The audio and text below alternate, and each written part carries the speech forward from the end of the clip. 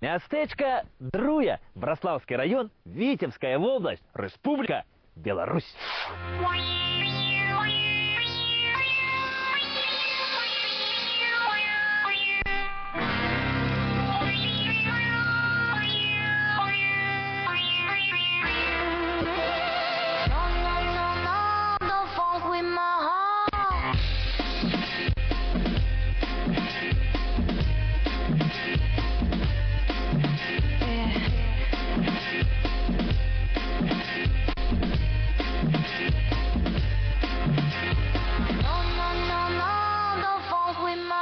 На самым пачатку 17 стагоддзя Друя гэта буйны гандлёва-рамесленніцкі цэнтр, а дзякуючы свайму замку гэта яшчэ і моцны абарончы пункт на Двіне. У сярэдзіне 17 стагоддзя ў Друі было 306 дамоў і каля 100 корчмаў, а пражывала тут больш за 2000 чалавек. Тут былі ганчары, алейнікі, шаўцы, рымары, сядляры, кавалі, краўцы, цесляры, а таксама катляры, мечнікі і іншыя рамесленнікі. Сярод рамесленнікаў былі музыкі, скамарохі і багамазы. Тут навучалі іканапісу.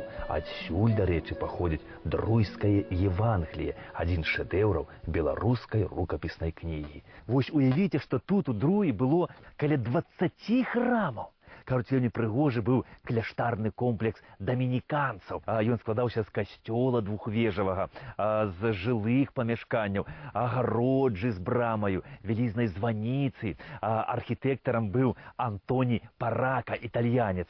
Але вось пасля паўстання 1831 года гэты кляштар дамініканцаў быў зачынены, а ў 1909 годзе было прынята рашэнне гэта ўсё ўзарваць. І вось храм узарвалі, а цэглу раздалі мясцовым жыхарам. І вось тады ж у Друі з'явіліся вось такія хаткі з касцёльнай цэглы.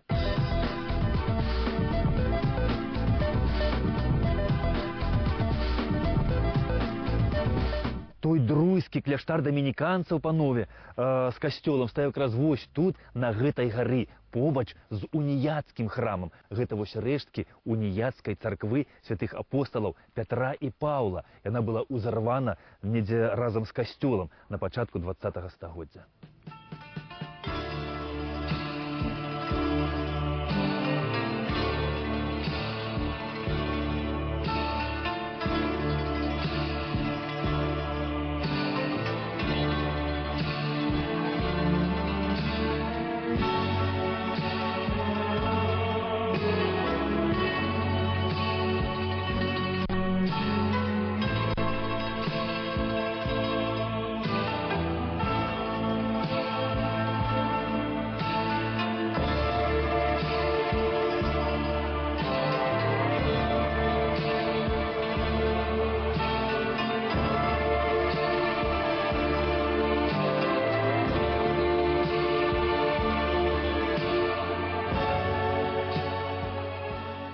У сярэдзіне мінулага стагоддзя з усіх праваслаўных храмаў у Друі захавалася толькі вось гэтая каплічка на старажытных могілках. І вось у часы ліхалецця людзі гэтую каплічку перарабілі пад праваслаўную царкву святога Георгія. І тады яны тут збіраліся і маліліся Богу, каб хутчэй мінуліся гэтыя страшныя часы ліхалецця. Гэтая каплічка і па сённяшні дзень з'яўляецца адзінаю праваслаўнай царквою у Друі.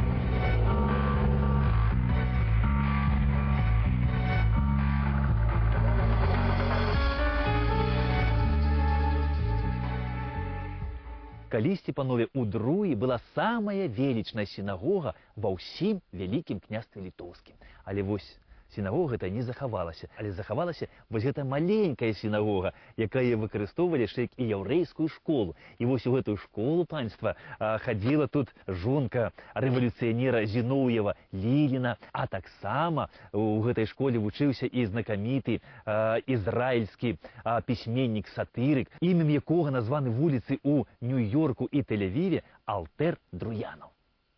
Waarheen zal je gaan?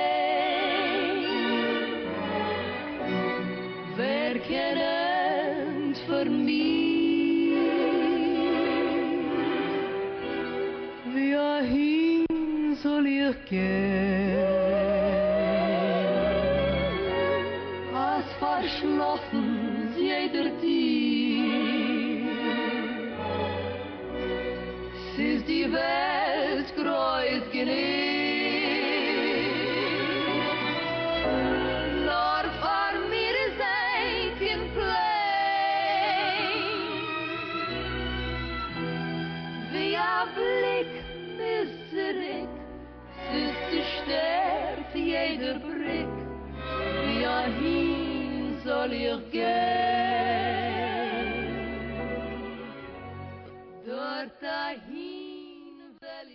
Вось тут, панове, калісьці на гэтым самым месцы над самай дзвіною стаяла драўляная царква, якая была пабудавана яшчэ ж на самым пачатку 17 стагоддзя. Але вось падчас вайны з маскоўскай дзяржаваю Друя была напаўразбураная, і тады ж была спаленая і гэта праваслаўная царква. І толькі ў 1740-х гадах на тым жа месцы быў пабудаваны вось гэты храм, Благавешчынская царква. І уявіце сабе, што гэтая царква прастаяла больш за 200 гадоў. І толькі пасля Другой сусветнай вайны у мінулым стагоддзі, у 1960-х гадах, гэтая царква была зачынена. Спачатку яе перадалі цыганам, і тут жылі доўгі час цыгане, а пасля зрабілі склад. І вось на сённяшні дзень вернікі з Божай дапамогаю спрабуюць аднавіць свой праваслаўны храм.